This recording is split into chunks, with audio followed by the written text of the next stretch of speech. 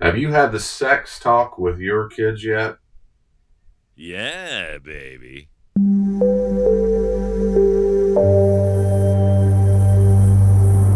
I recently went to a place called Intercourse, Pennsylvania. Mm, I thought love it. that was a beautiful It's name. a holy city. And the person I was with and we laughed at it, and people really didn't respond at all. But the way I knew the word intercourse was sexual intercourse. Of course, it means another thing as well, but it just brought to my attention the idea that that seems funny when things are brought up that are slang and things like that with kids. It seems really funny, Hmm. and yet parents seem to not talk to their kids about sex. So, what Nope. do you think kids know about sex? It depends what age, Do you right? think they know more than we think they know? Oh my goodness, yes. Do you think they've Yeah. seen more than we think they've seen? Oh my goodness, yes. I heard a statistic the other day that said the first pornographic thing that children typically see is at age 7. Mm. 7! That's Yeah, like this day first and or age. second grade. I think a lot of parents also, when it comes to their profound naivete about how ignorant their kids are, or rather how educated kids on this, I think they think that they don't have access to it. So, say my 4 or 5 year old doesn't have access to that kind of stuff. Well, their friends do. Mm-hmm. And the second they go to someone else's house, they have an older brother and sister, they do. But as they're surrounded by that. So it's just now, maybe they don't. Maybe your kids are homeschooled and in addition to that live in a homeschool bubble, as it were, and they never go out besides to play in the park or something. I don't know. I'm saying, okay, right. But in general, most kids have access to it very, very early on. And most kids don't know. They know a lot more than parents think they do. It's true. That's for sure. I saw a show a little while back. I think it was last season. It was called The Parent Test. It was sort of a talk show on TV, and they had different types of parents. You know, the helicopter parents and the parents Mm-hmm. that let their kids. I think it was like child led parents, and then something else more like healthy parents. Mm-hmm. But they did Let's Talk About Sex one night, and they had a diagram of the human body, and they had the parents ask the children, I Mm-hmm. mean, at various ages, hey, circle the uterus or circle the elbow or whatever. And some of them were sexual parts, other ones were not. Mm-hmm. But some of the parents were really surprised, and I was very surprised at how ignorant the children were about the body part names. And I wonder if some of that is if parents don't talk about it. But that's one of the first things you can do, introducing children to talking about sexual things, because we need to start really early. People tend to think, oh, you've heard the birds and the bees, or let's have the sex Yeah. talk. And most of the parents that I talk to don't start thinking about when they might have that talk until about sixth or seventh grade. And that is far too late. In fact, it shouldn't be one talk, it should be many Many talks. talks. So I hear you saying that the first thing we can do is to make sure that we talk before we talk about sex, is talk about sexual parts. Absolutely. And it's funny how we teach kids. When kids were little, we'd carry around and say squirrel, squirrel, squirrel, bird. Mm-hmm. Do that with my son Hayden until he was about 18, and he was heavier, but He always said a squirrel, a bird, because yeah, we he would say was, a bird, and he'd go a bird. he was so dumb. I'm kidding. He was so anyway. Yeah, squirrel, dog. Of course, we point out parts, but we don't. We point Animals out and things, animals. yeah. In other words, it's just that's the name of it. When it comes to body parts, most parents just stop cold turkey. They'll say arm, nose. Mm-hmm. What's this thing in the middle? Nothing. Or they Or name they it don't bring it something, up, or or they name it pee yeah, or it's some nickname. peanut, or whatever the name is, or And kids all aren't. sorts of names. I mean, in general, right? They're not dumb. They pick up. They're incredibly adaptive, incredibly intuitive. And kids notice early on that we have nicknames. You don't have an elbow doesn't have a nickname. Arms don't have nicknames. Noses don't have nicknames. But vaginas and penises do, or vulvas do, or breasts do. And all of a Mm-hmm. sudden, so we are subtly teaching, of course, our kid that not only talk about physical parts, but sexual or certain parts of the body, we have to have nicknames because there's something embarrassing about it. Yeah, you don't talk You about don't it. talk. It's off limits, off limits, It's off funny, limits. it's silly, it's not, yeah. Right. It's silly. Mm-hmm. And the worst, of course, for people are taught is that it ends up being shameful. Shameful. And Yeah. that's something we want to do. Yeah, and that starts early. So, I mean, that's what that would be our kind of our first tip. Something that we did that we found very successful was use the real body part names. Yeah. If you don't know it, look it up. You can find it, but name them their real body parts. I love this is called her winky. We don't say hand. We don't say hand.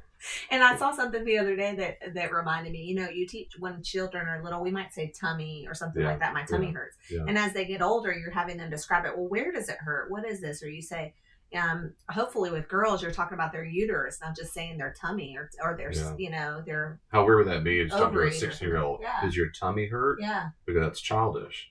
I But hope they would say, my ovary hurts right here.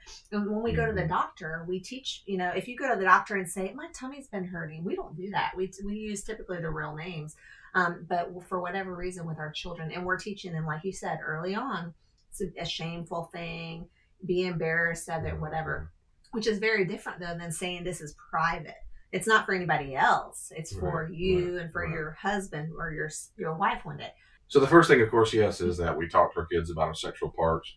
Stop using nicknames. Use real names. I'm not going to be exact technical everything, but words like penis and vulva and breast and uterus and earlobes, and you can say hallux for their big toe. That's fine. That's fine. Another thing, of course, is when we come to talk about sex is the parameters or the sandbox in which it's supposed to be experienced. That's right. Now, before we talk about that, obviously, what are some other areas in life where we teach kids that you do this, but you only do it in certain places and time? What's something else we might teach them? Mm-hmm. Yeah, or we might say you train them. Well, I want to go eat food in the bathtub, right? Or I want to eat bathtub while I'm riding a bike. Right. I want to eat food in the bike, or I want to go take a shower out in the mud. Or this is ridiculous. Where we do things all the time. Let's don't. If I'm driving down the road, I'm not supposed to be reading a book and things like that. Yeah. We all do. We go, of course. But when it comes to sex, all of a sudden people get dumb. And, oh no, as long as you love them. Yeah. As long as you love eating dinner, then you can ride your bike out in traffic. As long as you love your dinner. That's silly. Of course, we know the biblical worldview, the Christian worldview. In the Christian worldview, this is fundamentally, seriously consistent through all Old and New Testament and all of the church forever. And that is sex is supposed to be experienced in marriage between a man and a woman. Jesus assumed this, as every single Jew did. For example, in Mark 10, or say Matthew 19, when people come and ask him about divorce, in the context of divorce, Jesus talks about this. And he assumes what, again, every single Jew assumes when he says this. In Genesis 2, have you not read from the very beginning, God made them male and female, and that what God put together don't separate. So he assumes something. He doesn't make an argument that marriage is between man and woman, because that would be an absolutely superfluous argument to make in first century Judaism. So he assumes that part is a different argument based on divorce. But in this day and age, of course, it's different. And really that changed around the 60s, didn't you say? The 60s was when it became more popular or whatever, because even when our parents were little, when they were younger, you were supposed to wait until you're married to have sex in general. I mean, it was looked down upon. If women got pregnant, they were sent off to separate places and taken out of school and things like that. Yeah, well, the 60s is more, I mean, it happened before, but in the 60s is chiefly when I talk about different roles, biblical, when people go to the Bible and say, well, the Bible really means this about homosexuality and so forth. So or it's different now. Christians know better. Well, no, they didn't for thousands of years on this issue, this brown. But yeah, it has been the last few decades. It's been much so what do we do? Because our society does not teach this principle of man and woman get married and have sex. They show it. You see it in movies. You see it in shows. You see it everywhere. Yeah. And people wearing vaginas on their heads, and I have 2 of those. Men kissing on Hallmark shows and all the different things, and all of that. So what I do we do with that? With our children, I just told them just do it. I mean, I'd give in. Do what you want. It's just too hard to fight back all the time. Mm-hmm.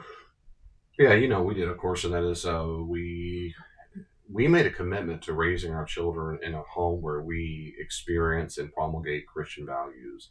Even though the kids aren't Christian, we're not Christians yet, we do that. Our children weren't born Christians, because you can't be born that way. But these are the rules we have because that's how we live. That's our lifestyle. Right. Much like we prefer to have dinner at the dinner table. We don't do it on the toilet, and we don't do it always at the couch. We do it on the dinner table. They might not do that themselves when they get older, and that's fine. But we will, because this is my home and I pay the bills. That's how we choose to do it. So the same thing about sexuality. So we train them and teach them that that's not the way God designed it. And it is a moral value. It's something that God designed for a certain way, much like God designed our hands for helping and supporting, encouraging and loving and hugging, not for hitting. He designed our mouths to encourage people. That's right. Hands are not for hitting. Hands are not for hitting. He uses our mouth for speaking encouragement and love and so forth, not for hating people and cursing people. Yeah. So God designed our body to work in certain ways, in certain areas, under certain circumstances, all of our bodies. And because of that, and our hands are not made for stealing. Our feet are made for running away from people who need help and so forth. Same thing with genitalia. So your penis, your breast, your vulva These things are fantastically wonderful, great for sex, but they're supposed to be happening when you are married. And so that's exactly, we just taught them that over and over and over. And then, of course, when we saw that in movies and TV shows and whatnot, as you know, we always say that's not, if we saw that, we didn't, I mean, if they're kids, we didn't watch it to be rated R and stuff with his kids. No. We wouldn't watch Goodfellas until they were 6. It took a while before we. Yeah, we'd say they're not married. They're not they shouldn't married. be doing that. Married. That's not okay. Loves it. We do this to this day. I still do it. The other day, I heard Hayden repeat this. I was so proud. He's 19 years old. There's a song we were singing, and I think it was Ed Sheeran or something. I was humming it or something, and that line came. I can't remember what the song was, and I said something along the lines of, "And we're married. I'm assuming we're married," or something like that, because it is. And I've done it his whole life. Yeah. Now, we haven't done it in a case where the kids grow up and go, now, we got to be married. Like we don't turn into some preachy weirdos. We just made it normal. It's just like normalized. Just like we taught them manners. When you sit at the table, hands in your lap, don't chew with your mouth open. We taught them manners. Don't we burp taught at them, the table. Yeah. Your mom does, in the same way, we taught them make your bed and stuff like that. We taught them that these are your body parts. They're private. They're not meant for anybody else except your husband or your wife. And we just taught that that's how it was, more of a, this is what it's for, rather than don't do this, don't do this, don't do this. It was more like, this is what you're designed for, kind of like your glove in the hand analogy. You know what you're talking about. Yeah, so I think that's great. So we need to talk to our kids, obviously, about those things, and that it's okay to say there's parameters and boundaries for that. So some healthy sexual choices early on. So we have, of course, we said body parts. We have anatomic names. We talk about that. Yeah. And then we talk, of course, private parts in particular. Let's talk about that more and talk about how what they're supposed to do with it. That is to say, we have one of my favorite words, of course, are boundaries. So, for example, and we've said this to our own kids all the time. So, what do we say to kids when it comes to their genitalia, their penis, their breast? No one should touch it unless you yourself, if you're cleaning yourself, or if you go to the doctor and they're doing an exam and mom or dad are with you, or mom or dad are helping you take a bath, and if for some reason grandma's with them, you might want to say, grandma's going to give you a bath. That's okay. I've had some kids say to me the other day, a little girl had an accident and I was helping her change, and she said, don't look at me. And she's like 4. And I said, I'm not going to look, baby. I'm not going to look. But her mother, I know in this case, her mother made her aware of that. So she was able to use her voice and say, don't. Now, I would have not done anything, of course, but teaching your kids to be empowered, to say, this is my private area. Yeah. And you don't have access to that. No. You don't have access. That's absolutely appropriate. Yeah. That's right. That's exactly correct. So the doctor with parents in the room, and mom and daddy can bathe you. And that's only to bathe you. That's only to wipe things off and so forth. Yeah. And that's it. And when they get old enough, you let them do it. And that's right. As soon as possible. Yeah. You don't keep bathing them when they're going through puberty. This is our kids too. As soon as possible. Yeah. I would say, you do it. You do it. You do it. You do the same way you feed them drink bottle. You do it. Yeah. You want them to become independent. Sure. There's no reason to be bathing them when they're 18. That's just weird. That's right. And part of that is empowering your kids too to talk to you. I know that's something we said is, if something ever happens to you, if someone ever touches your private parts and they shouldn't, or something like that, you tell us. No matter what. Nobody can say it's not a secret. Like, we're not keeping secrets from each other about that. Yeah. We're not keeping secrets in our family unless it's like a birthday present for dad or something. You tell us. No adult should tell you, don't tell, period. That's it makes my skin kind of crawl when I hear parents say, don't tell your mom, don't tell your dad. Yeah, we used to, and it's just a hard, crappy conversation. Remember, we tell the kids, they were both little. Joey, I just remember her so little and sweet, and we talked about often, but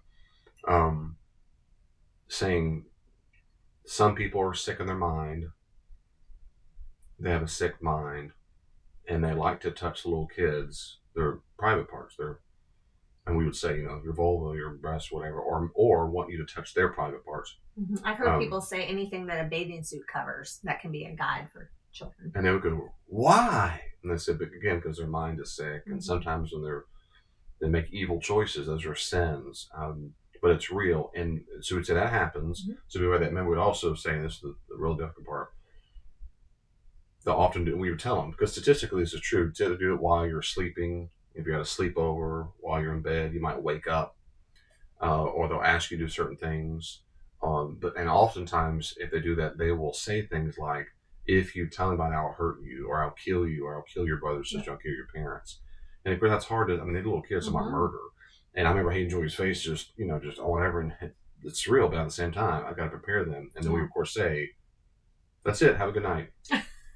We said if somebody ever says that say that, you tell us immediately. They will not lie. They will not hurt you and murder. I might hurt them. Not. But we would. In other words, we're preparing them for the real world. So I would never talk to my kids. Okay. Then you're setting them up for. You were setting them up. As a person who's counseled for almost 20 years, I've heard way too many stories of people who were molested, and the vast majority of people who were molested by childhood friends of the family or family members. It's like almost 90%. It's very, very high. I know my uncle would never do that. And they would never do that. How many are abused? What is it? So girls almost up to 1 in 4. 1 in 4. Well, 1 in boys, 3 it's at 1 in most. 5 or 6. It's something like that. It's close behind. I mean, it's high. And so right now, statistically speaking, anyway, the point is you need to prepare them for what's statistically the most likely and how that's not okay. And you scream and holler and yell.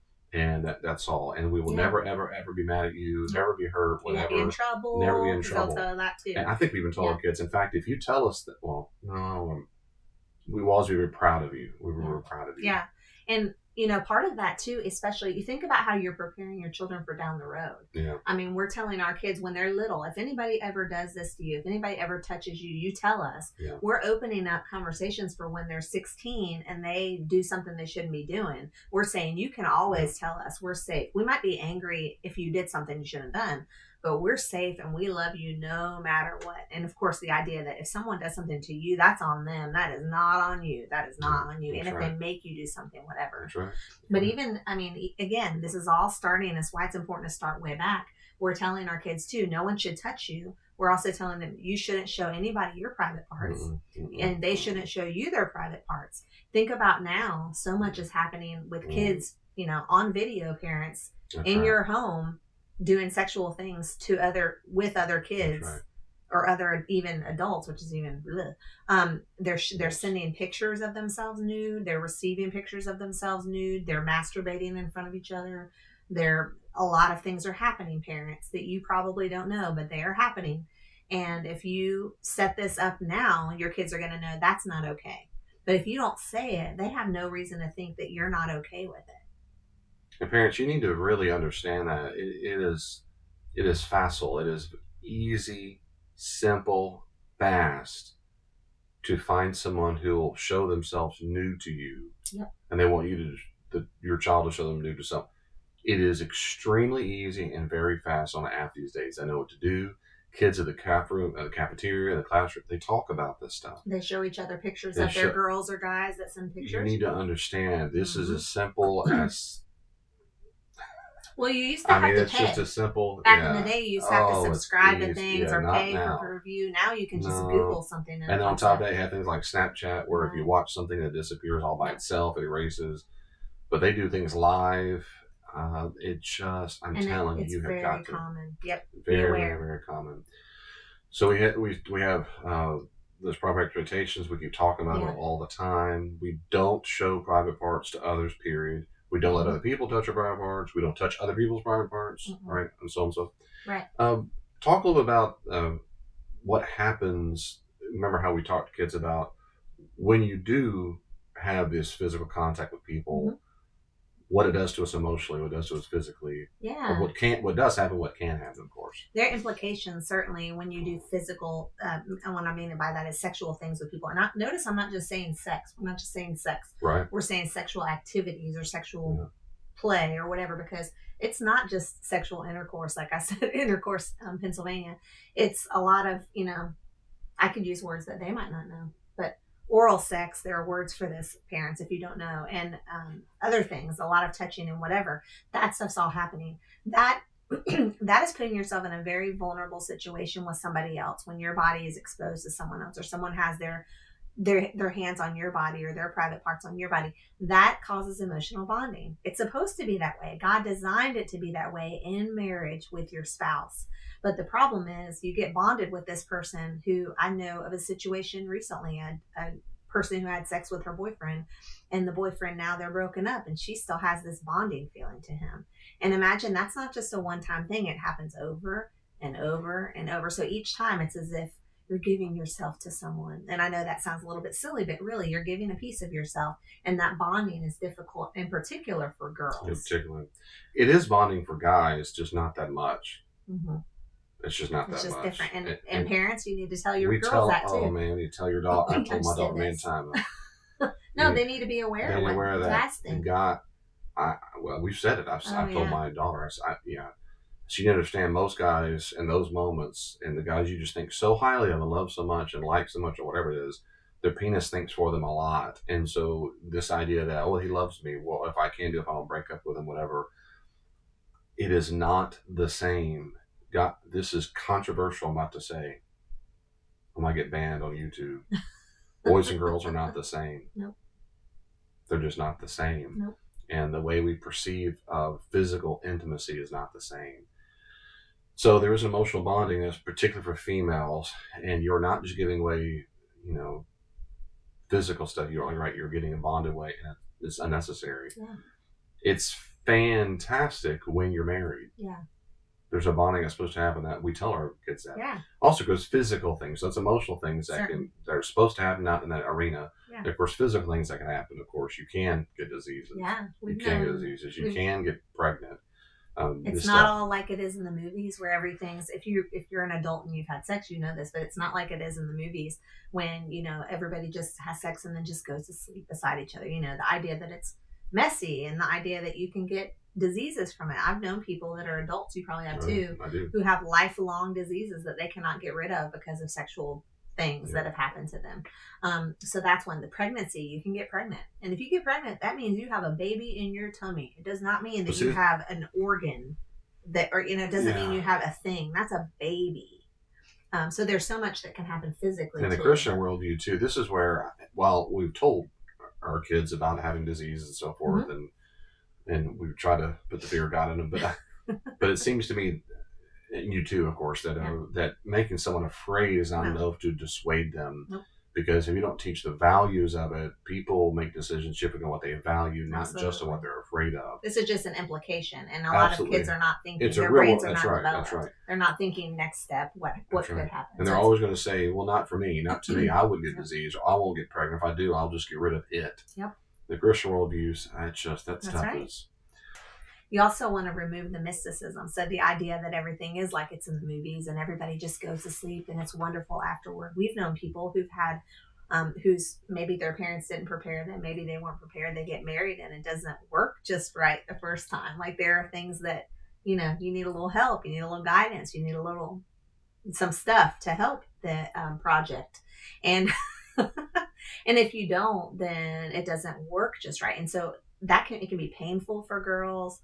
All those kind of things. And they're thinking, I love him. It's going to be so wonderful. And it's not that way. So it's not that we're saying you can have this happen. That's just a part of it. I think giving kids a full, perspective is really helpful. Very much like when they're driving, you need to wear your seatbelt because this could happen. This could happen. You don't text because this could happen. That's right. It's just a part of what you don't not have sex before you're married because you don't want to get pregnant. Of course, that's a piece of it. You do it because as Christians, we want to follow Jesus. And Jesus said, married between a man and a woman. And that in Christianity teaches that you don't have sex with anybody other than your spouse.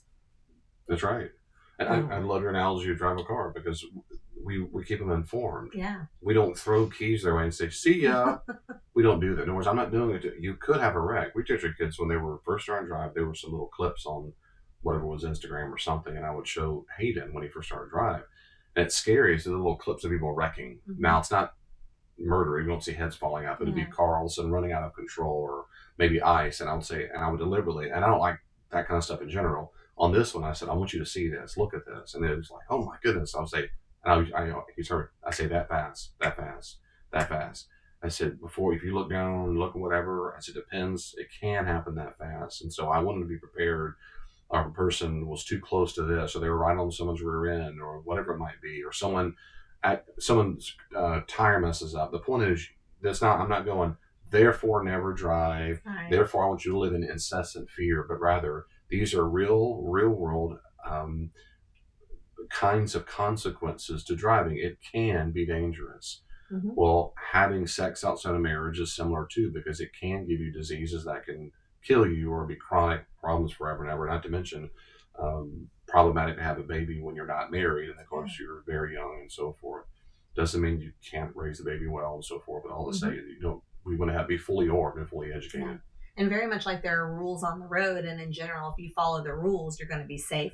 I mean, you're still dependent on other drivers. It's not a perfect analogy, but in the same way, the rules, so to speak, that we follow are Christian principles, which is wait until you're married to have sex. Another thing on that before we get close to wrap up here, and that is to say, what about when kids fail? Yeah, I think forgiveness is super important. I mean, sex is not the worst failure. If you're looking at it, I don't think there's like a chart that says, okay, this one's super bad, this one's awful, this one's. I think it is a sin if you do it outside of marriage. So many people we know have, and you know what? God forgives all sin, and there's a way to stop. I know when you counsel couples that are getting married, most of the time they're living together, or most of the time they're engaging in sexual activity, and you encourage them what? Have at it, party time.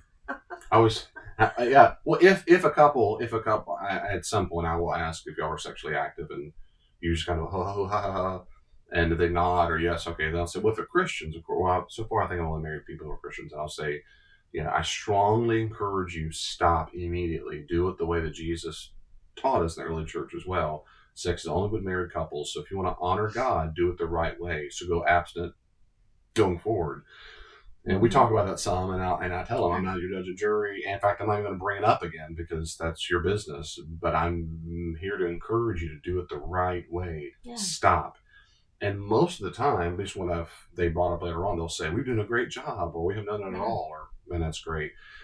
Then later on, we actually have some kind of sex talk. We'll talk about not where babies come from, but we'll talk about sex and marriage and healthy, some guidelines and so on. Exactly right. Yeah, and that's the thing is the forgiveness piece. So, I mean, he's not going, it's just like, hey, this is the way God designed it. Let's do it this way. So if your kids fail, if your kids do sexual things, hopefully they come and tell you.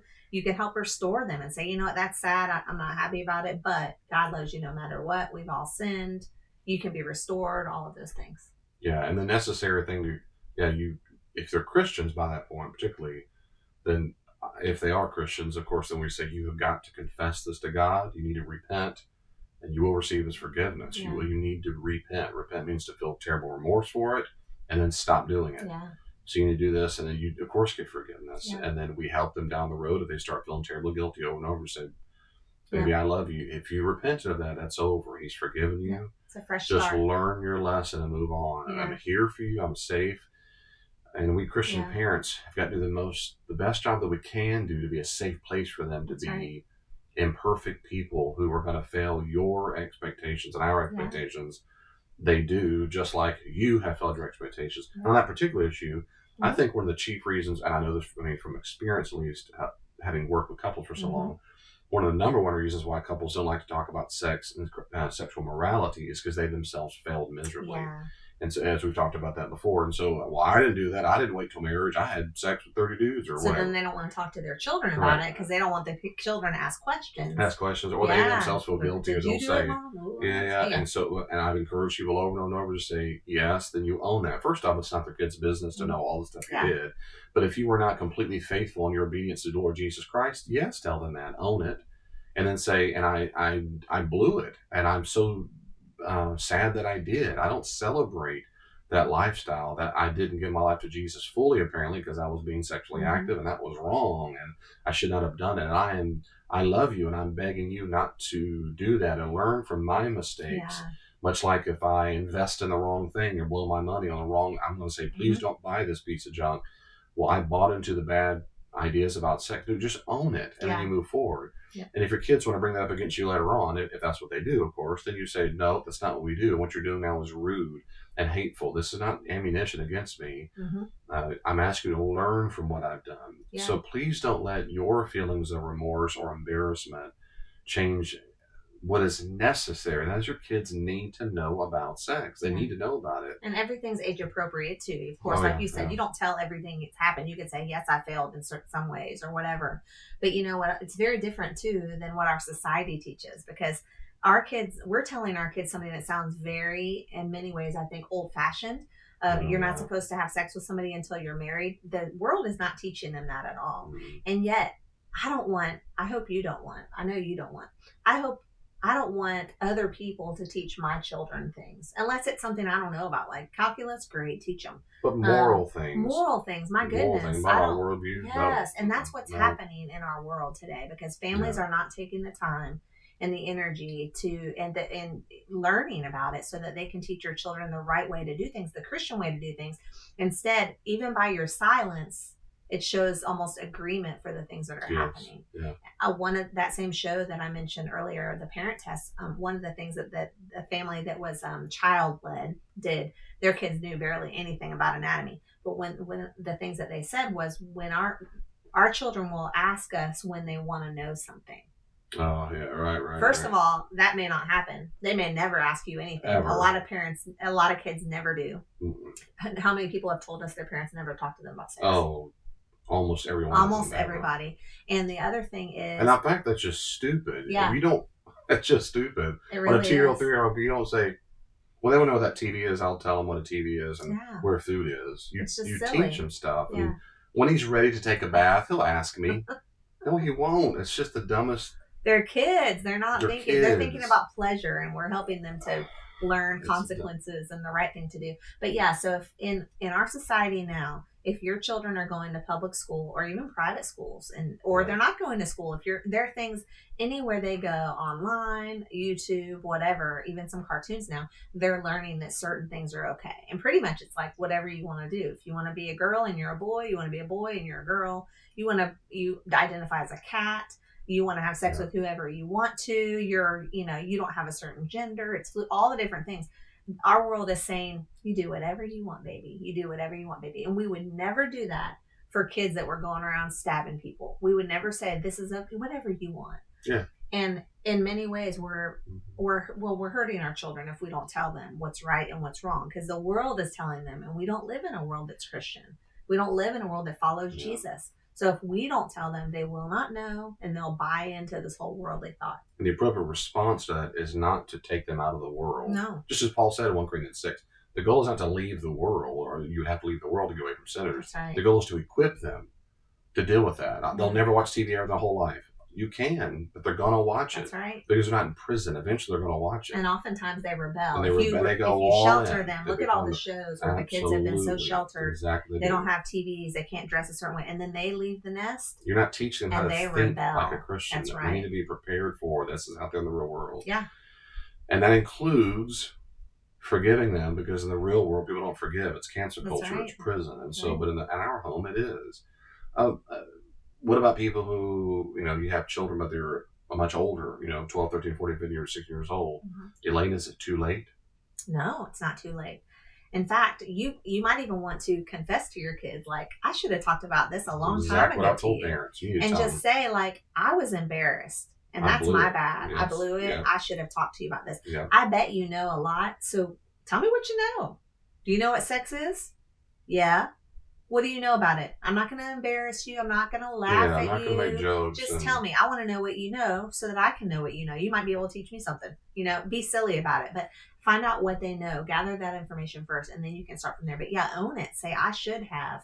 My parents didn't talk to me, so but own it. I'm And when sorry. it comes to, and when it comes to morality too, especially when they're older, as you do own that, they also, when it Mhm. comes to morality, you beg them. I'm begging, I'm imploring you not to do that. Mhm. And not only not to do it, but of course, in addition, you have boundaries for them. Like, you can't be with a guy by themselves in a room, in a home, and you can't whatever. And why? Tell them why. Here's why. Because It's not that I don't trust love you. I love. Yeah, Well, I was Sometimes different. it'll I told be- my kids, I don't trust you all the time, because your instincts go crazy. that's true Especially too. for the guy. Is That's that true. I don't trust everything about you. I don't trust anything Yeah. about me. That's That's true. it's just ridiculous for people to think they have, not you, but Mhm. a lot of times people think, especially the younger, I wouldn't do that. I wouldn't do that. I wouldn't do that. That just shows that you're a child. Yeah. Everyone That's true. basically thinks that until they do it, and that's rude. That's true. So we want to tell them, please don't do that. And on top of, in addition to that, I'm putting some boundaries for it. And then if you break those boundaries, there'll be consequences. Yeah. Consequences that you won't have these apps on your phone, or you'll lose this, whatever. That's where I was going with that too, because so much we think sexual, we think body, but now so much sexual is with phones Yeah, and with tablets and things electronic. like that, especially phones. We know several kids who are probably addicted well, we know of several kids that are probably addicted to porn because they have full access to their phones. Their parents have no idea. No idea. No idea. And so They things wouldn't like do that. Oh things no, like they wouldn't. Yeah. checking your kid's phone. Like, it's my phone. I'm going to check it. Own it. Like, say, let them know you're not stupid. I know how to search on, what is it called? Google. And you. Oh, incognito? Incognito. I know about Google Incognito. Don't you be searching on that. I will look at your searches. I know, not that you always will, but just that you have the option to, because you're your children. And you can put filters on your phone. If you have a young man, a son, and he has access to a phone, and you don't always, I guarantee you he's looking at pornography. I guarantee it. And a lot more girls are doing it now than you say. Yes, they absolutely. Yeah, I'm not saying girl. Yeah, no, absolutely they do. It's just more common. No, he wouldn't do that. Or I'm too embarrassed. I want to have the conversation. I'm encouraging you to buck up and grow up, be a parent, to say, let's talk about online. Let's talk about pornography. What have you seen online? I mean, and we started with our kids young. And why would they do? Why would we watch that? Why? Yeah. Not because we're going to be flawless and perfect, and we're trying to inform them of dangers. And we would say, and we've done this 183 times, 1,000 times. That desire is good and awesome and healthy and wonderful, and God designed. Just do it when you're married. That's right. So we're nothing to be ashamed about. It's just such a powerful. I used to tell, hey, now to talk a lot more about it, just because we've had more talks going to the gym and so forth. I remember I always say when we talk about your body is getting ready for this, which makes it difficult. I understand that. I've lived it. Your body's getting ready and get ready and get ready and get ready. Like, all right. And that's why, of course, Paul says in 1 Corinthians 7, if you burn with passion, it's better to get married than go commit sexual sin. If we took it that seriously. And normalizing that makes such a difference, too, because even with girls, I mean, even my parents talk to me openly about things, I think, but there are things that my body did that I didn't expect. Yeah. And as Julia's gotten older, and when she was younger, too, I would say, your body might do this. And she'd say, Mom, such and such happened. And I'm like, yeah, but normalize it. Just like, sometimes you might have gas in your belly. It's kind of silly to talk about, but man, my stomach hurts. I got gas. Right. You can't fix the problem if you don't know what's happening. It's very, very, very, very, very common. Well, we hope this helps. If you have any questions about how to talk to your kids, maybe if you want some tips on ways to approach the topic, or maybe the child, your kid or someone else could ask certain questions, you don't know how to address it. Yeah. Those are great questions. Let me know, or let my much better, smarter half, Elaine, know. And we're here to help you as much as possible, seriously. And not to embarrass you, my goodness. We're all in this together. Parenting is difficult. So God bless you. We encourage you to keep up the good work. And we can always keep growing and learning together. That's right. Isn't that right? That's right. What did I call this Go thing? talk about sex with your kids. The Winky. I love this Winky. Very good Winky. If you like this video, please click like, subscribe to the channel. There's a little bell. You click that notification, lets you know when more videos like this become available. We're going to do some more videos we think will help you be the very best parent you can be.